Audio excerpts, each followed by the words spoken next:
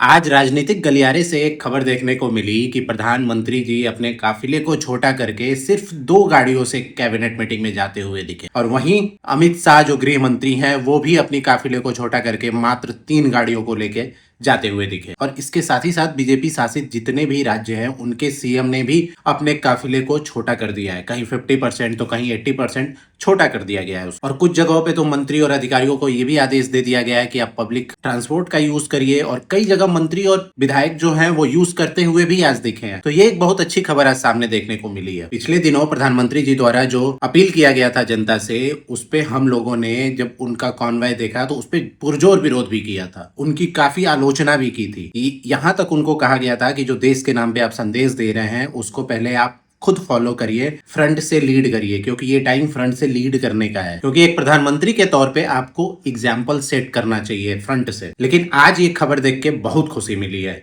क्योंकि प्रधानमंत्री जी ने भी अपनी अपील को समझा है, देश को फ्रंट से लीड करने के लिए वो कदम आगे बढ़ाए हैं। वो अपने सिक्योरिटी कंसर्न को किनारे करते हुए अपने कॉन्वॉय को छोटा किया है और ये उनकी तारीफ वाली बात है। इस पे उनकी तारीफ भी होनी चाहिए। अगर हम उनके बुरे बातों का आलोचना कर सकते हैं तो उनकी जब तारीफ वाली बात है तो वहां तारीफ भी करनी चाहिए। बहुत लोग इस पे आलोचना भी कर सकते हैं कि इतना देर करने की क्या जरूरत, लेकिन मेरा यही मानना है, देर आए दुरुस्त आए। और इस पे अगर किसी भी तरह का कोई आलोचना करता है तो वो गलत हो। खुशी इस बात की है कि देश के प्रधानमंत्री जो 100 गाड़ियों के काफिले के साथ चलते हैं, अगर वो 2 गाड़ियों के साथ चल रहे हैं तो ये बहुत बड़ी बात है। और इससे आप ये भी अंदाजा लगा सकते हैं कि देश पे संकट कितना गहरा है। और जब संकट गहरा है और प्रधानमंत्री जो देश का मुखिया है वो अगर सामने से लीड करेगा तो ये जनता को भी प्रोत्साहित करने वाली बात है। इसलिए जनता को भी उनकी अपील को समझना चाहिए। ये अलग बात है कि समय समय पे उनके कार्यों का राजनीतिक विश्लेषण भी होना चाहिए, लेकिन जब संकट की बात है तो वहां जनता को उनकी बात को भी समझनी चाहिए। और अगर कोई अब इस पे आलोचना करता है कि बहुत देर हो गई है ये करने में उनको, तो ये उनकी